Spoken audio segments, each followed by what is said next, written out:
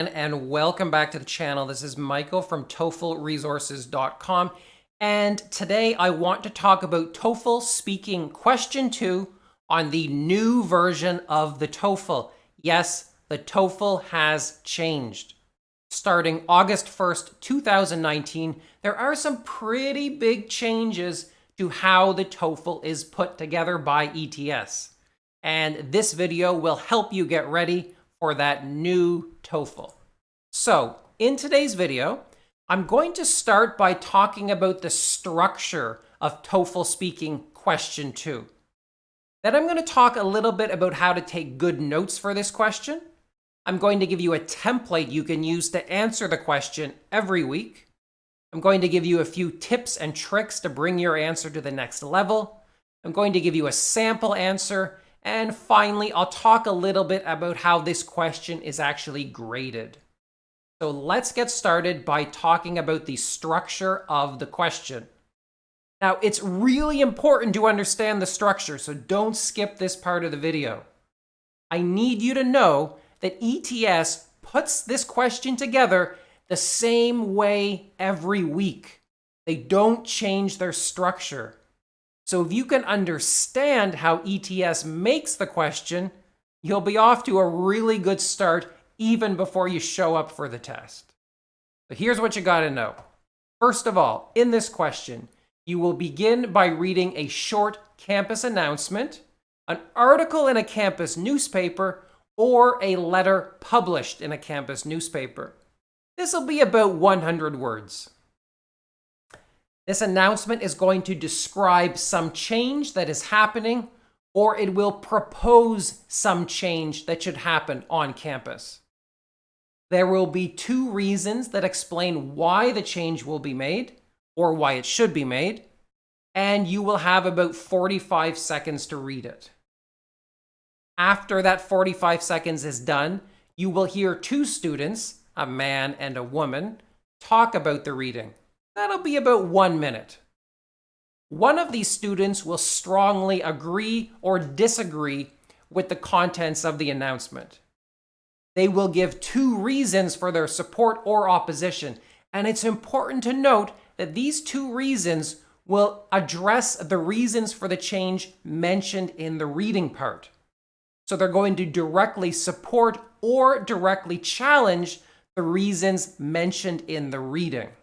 Keep that in mind because that will make it a lot easier for you to take notes and structure your answer. Now, after you do the reading and the listening, you get the question prompt. And it looks a little bit like this.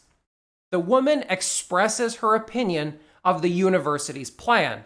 State her opinion and the reasons she gives for holding that opinion. Now, there is some variation in the design of the prompt. It's going to look basically like this, but there's one thing you might get that I haven't put on the screen. You might be specifically asked to summarize the announcement. Now, if you get that, don't panic, because as you will see, the template I give you has you always summarizing the announcement. Whether or not the prompt asks you to summarize it, you will summarize it. And I'll talk about that in more detail in just a few minutes. In any case, you're given 30 seconds to prepare and 60 seconds to speak. And that's what the question looks like. Basically, it's the same design week after week, and the new TOEFL is going to have the same design as the old TOEFL. So don't worry. There should be no surprises on test day as for question number 2 in the speaking section. So in today's video, as a sample question to illustrate the answer template and everything else, I'm going to use the TOEFL Quick Prep Collection Volume 1. This is a question about sculpture courses, and you can find it on page 23. I'll put a link down below to the Quick Prep Collection, and if ETS ever changes it, I will update it with an archive link. And I hope you do follow along with the reading and the conversation transcript. That'll make the video a little bit more useful to you, I think. In any case, let's start by taking notes. You read the announcement and you take notes. You listen to the conversation and you take notes. Well, what kind of notes should you be taking? Well, regarding the reading, begin by taking a note of what the change is. In this case, the change is that the sculpture program has been eliminated. Next, very quickly, take notes of the two reasons for that. The lack of interest and low enrollment, and the second reason in this case is that there's a limited budget. Now, do keep in mind that your reading notes are going to be fairly short because the reading is the least important part of your answer. On the other hand, the conversation notes are going to be as long as you can get them. You want as many details as possible. So take the best notes you can. Well, what kind of notes? Well, start by getting a note about what the opinion is. In this case, the student is opposed to the change. That's all you need. Then you need notes about his two reasons. In this case, he says his first reason is that enrollment is low because students are busy with required classes about painting and drawing. So they should change those requirements. And his second reason is that they can solve the budget problem by hiring part-time professors or asking professors from other subjects to teach the class. They all have secondary fields, and some painters are great sculptors. And those are the notes you need to answer the question. I do want to draw your attention again to the fact that his first reason directly challenges the first reason in the reading. And his second reason directly challenges the second reason in the reading. That's really important to keep in mind because a lot of the popular textbooks about TOEFL and some of the popular websites don't represent this. They don't know how ETS makes the questions, so their practice questions and their textbook lessons are just really bad, and they don't include this detail. But now you know. Now you know more than the textbook writers, so you should be prepared for the test. All right, so we've got our notes. And how do we structure our answer? Well, I always teach students to structure their answer with a good answer template. And in this case, the template has 5 parts. Very briefly, what are those parts? Well, first of all, you should state what the change is. Say something like, according to the announcement or article or letter, and then state the proposed change. Next, state both reasons for the change in one sentence. This is because reason 1 and reason 2. Very quickly. Next, give me a transition sentence. There are 2 reasons why the man opposes this or supports this.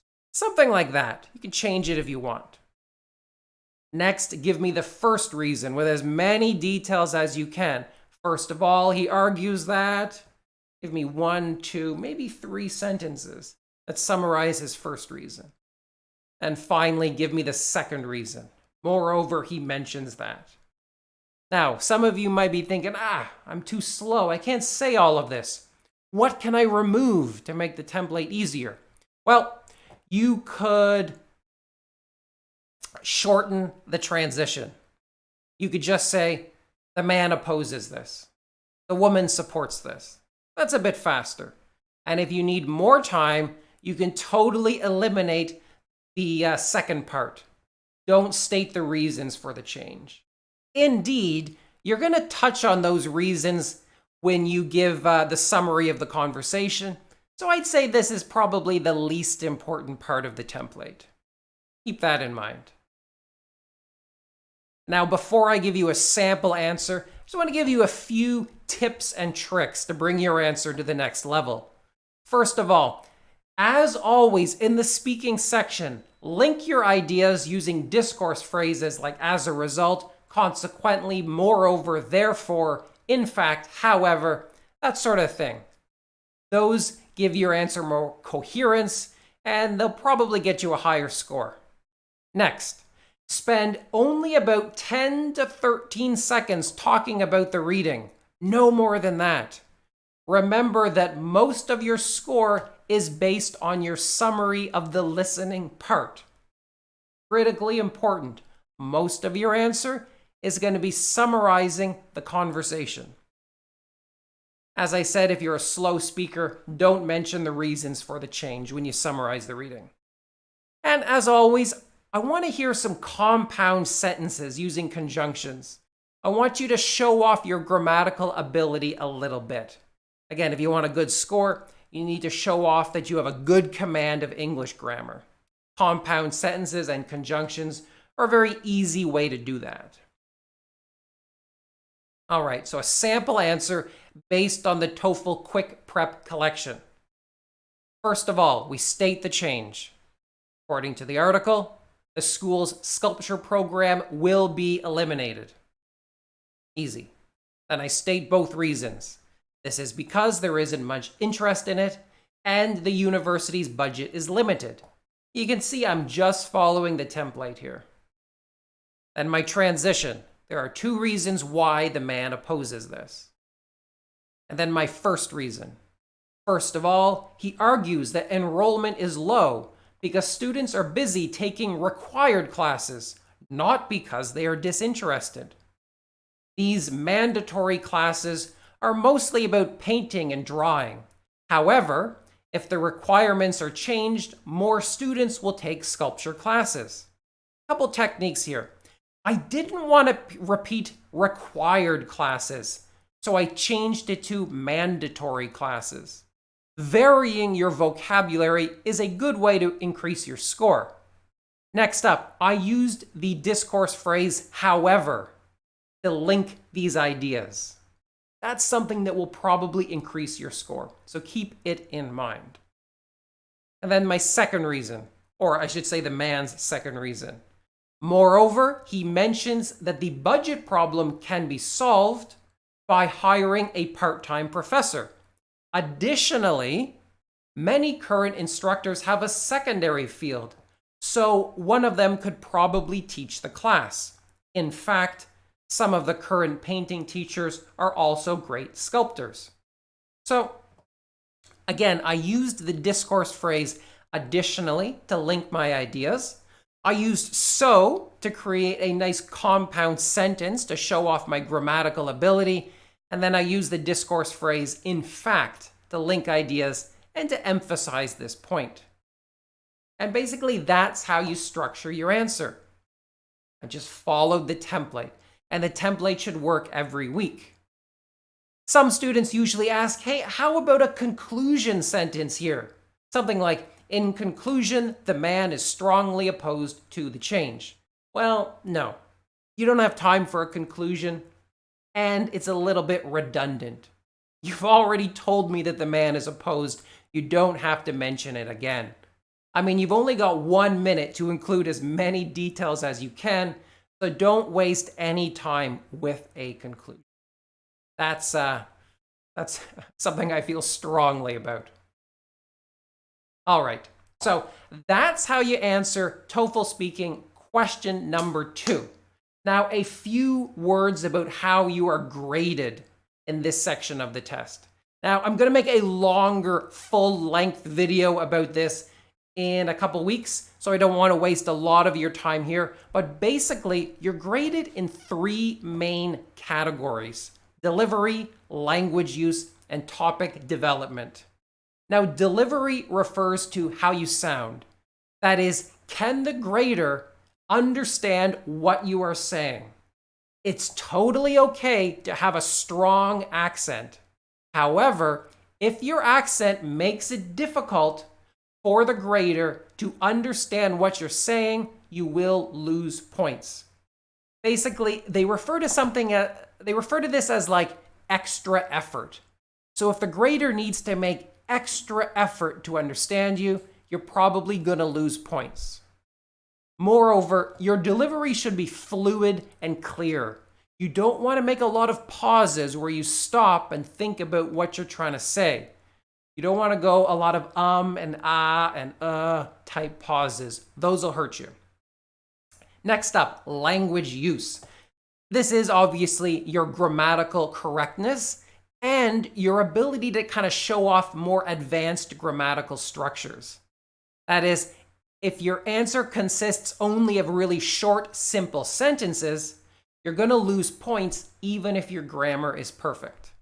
Language use also refers to your range of vocabulary. However, I think vocabulary is slightly less important in the integrated speaking questions. Vocabulary is much more important in the independent question. That is question number 1. Finally is the topic development.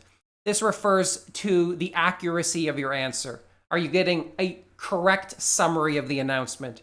Are you accurately stating the man's opinions from the conversation? And moreover, are you kind of linking those together? That's topic development. Now, as far as I can tell, these all have equal weight in your answer. You're getting a score of 1 to 4, and then they add them all together. However, of course, there is some overlap, right? If you've got major problems with your language use, it's probably going to affect your topic development. Likewise, if your delivery is very, very poor, they're not going to understand what you're saying, and your topic development will be affected. So, nothing is graded totally in isolation. All right, that's all I have to say about TOEFL speaking question number 2. But if you come back in a couple days, there should be a video ready about TOEFL speaking question 3. If you want to find more of this kind of stuff, you can find me at TOEFLresources.com. That's my website where you can find lessons about every section of the test. And you can sign up to have your essays or speaking answers scored and evaluated by me. That costs a little bit of money, but it is a fairly valuable service that a lot of students seem to like. So I'll put a link down below so you can check it out. If you have any questions, meanwhile, please leave a comment down below. I will answer it as soon as I can. And I guess I'll leave it at that. Thanks, guys, for watching all the way to the end. I appreciate it when you do that. Take care. Goodbye.